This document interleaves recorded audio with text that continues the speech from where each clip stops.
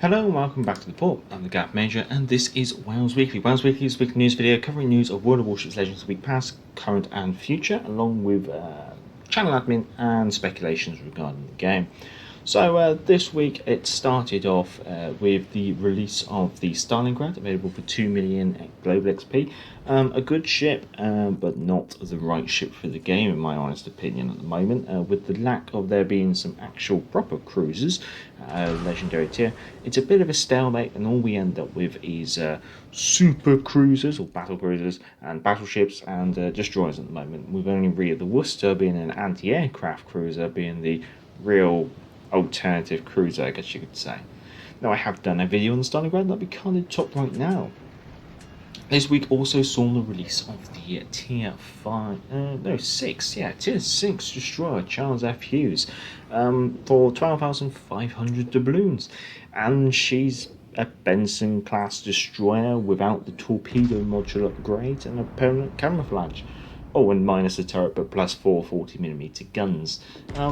So you can already kind of have a guess at what my opinion is. It's a 12,500 balloon permanent camouflage for a Benson class destroyer, which makes it premium, I guess you could say. So buyer beware. Review carded top right now if you are interested. I'll probably put that on the end screen as well.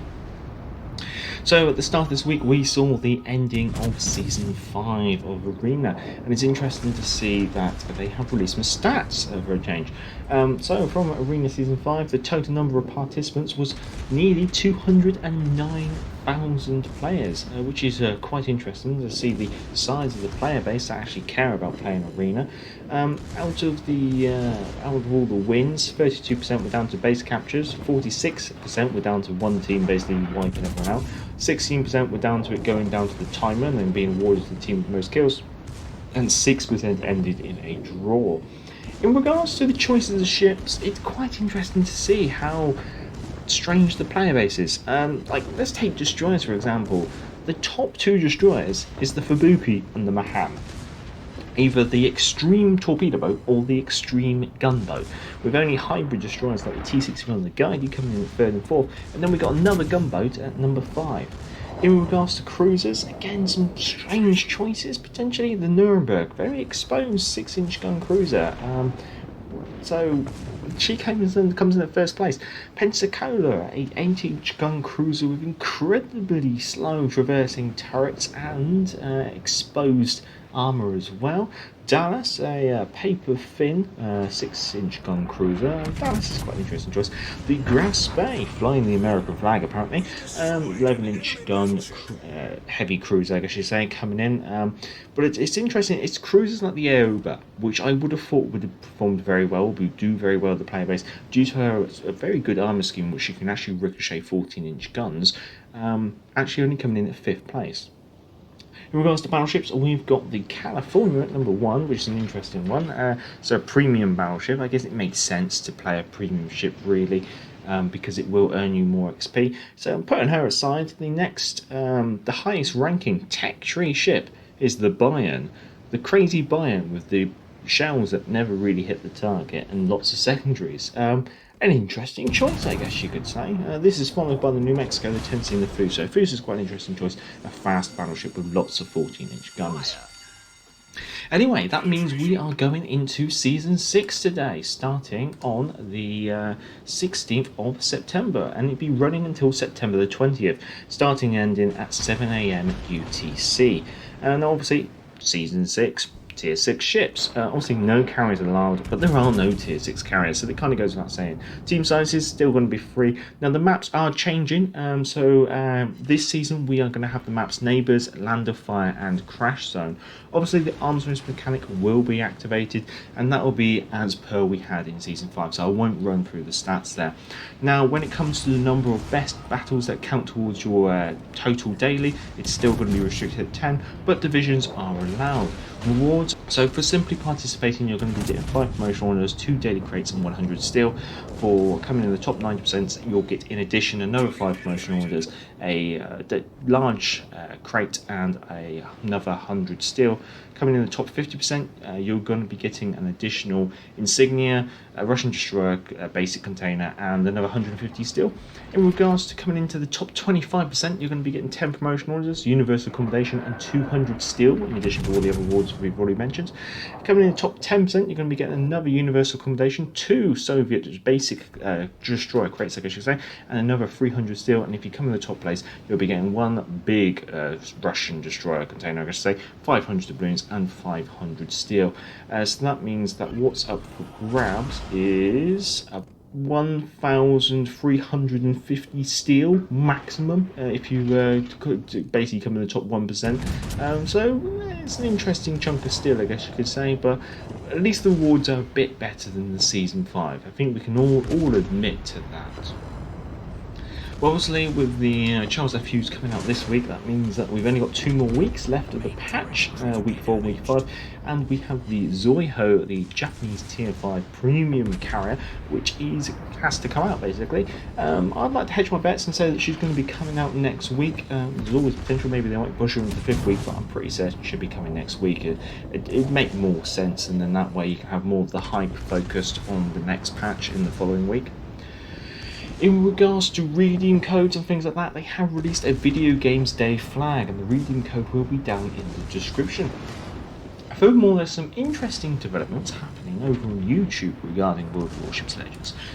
It's not been announced or anything like that on their social media accounts, but it has been scheduled on their YouTube. And it took me a little while just to find it all again, because I've seen it pop up on my newsfeed on the 20th of September, which I believe is the Monday, yes, at 5 PM BST. It looks like there's going to be a new series called Oh Ship, featuring, obviously the first one's going to be featuring the Sailing Robin, and this is basically him. It looks like he's like a gameplay live stream where he's just going to be playing this and that, I guess you could say. So it's literally just a gameplay live stream. And there's going to be another one of these as well. There's going to be the 2nd episode of Oh Ship, which is going to be focusing on Arena. Obviously, that would be Season 7, I guess you could say. And obviously, this time it will be featuring the Sailing Robin and Takana as well. And they're going to be playing through, just playing Arena. And that is happening, as I've said, the 24th, so that's the Friday. And that'll be 5 PM BST, allow you to adjust to your current time zone, I guess you could say.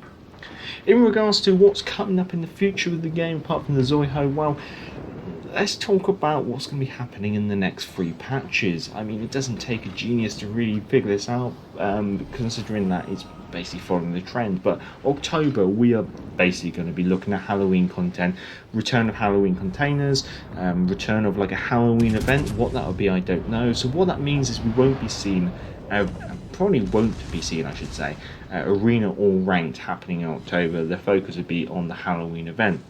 What the Halloween event will be is obviously up to, it was basically up in the air. We don't really know what's going to be coming. It could be potential testing of other game modes or something like that. So that's what we've seen Halloween being used for in the past. Obviously that also sometimes means that we see permanent camouflages for certain ships coming out with Halloween themes, and for the past 2 patches we have had Halloween themed event commanders, so probably a new smattering of probably 3 commanders coming out, which would be quite intriguing. And then what that means is in the following patch in November, we're most likely going to be looking at Black Friday, the classic Black Friday ships, Black Friday containers and Black Friday sales. So I guess that's something to be aware of. So if you are maybe planning on purchasing something in the game, it's worth bearing that in mind, that there will be discounts forthcoming. That then means that leaves us with December. Well, what do we usually get in December? We get Christmas and we get New Year, and that means you're going to get Super Santa containers, and Super Santa special containers, I guess you could say. And potentially there might be a slightly longer campaign, maybe 6 weeks instead of the usual 5, as they try to pad it out over the holiday period, because obviously their development offices and things like that do go into shutdown. And then it also means you're going to be looking at New Year's sales as well. We've seen that before. So if you are thinking about maybe buying something, hold out and see what happens in November and December, I guess you could say. And obviously, we know that the rest of this year we are expecting the Minotaur and British carriers. I'm not exactly sure when they're going to drop. I mean, if I wanted to be incredibly speculative, put my finger in the air and just say, what would I really like? Well, what I probably really would like is to see HMS Repulse, the Tier 5 British battleship, or battle cruiser I should say, come out in December. The reason being is obviously December is the 70th anniversary of her sinking over in the... over near Singapore. The name of the strait escapes me. But obviously she's only a Tier 5, so she wouldn't exactly make it as like a full-blown reward ship for a campaign. So she'd have to be like a halfway house of a campaign. Maybe a very similar to the way we had the Hagi last time. So whether we could see the Repulse come in December, and I would very much like that. I know she's coming as a dockyard ship in the future with World of Warships PC, so it would be interesting to see if we have that kind of cross-pollination we have with PC, like we had with the Odin and the ZF6. So that I would probably like to see, and if they're going to do that, I would probably be very tempted to say maybe we could get British carriers in December as well. That would be a very nice Christmas present, I will confess. But yeah, that's just me really putting my finger in the air and saying what I would really like, but what they actually do could be something completely and totally different. We just know it will be happening this year. Anyway, I should maybe give you a little bit more of channel admin. I should let you chaps know that I will be away on leave. I will be on leave from 18th of September until the 25th of September, which means that next week there will not be an episode of WoWs Weekly on the 23rd, and there will not be a live stream on the 24th. However, I do intend to schedule some additional content that will be trickling through over that time, and I will leave the comment section in the capable hands of the admins and moderators. I hope you have enjoyed this WoWs Weekly. If you have, feel free to give it a thumbs up. If you enjoy this content, feel free to subscribe. And if you are subscribed, let's say thank you very much. Down in the description, links and Patreon and email address. You know what's down there. So, until next time, I'm the Gaffer Major, and back to the port. Hey, hey, clear the way. Here comes the galloping major. Get out of the way there, you fellows. Unless you want me to run you down.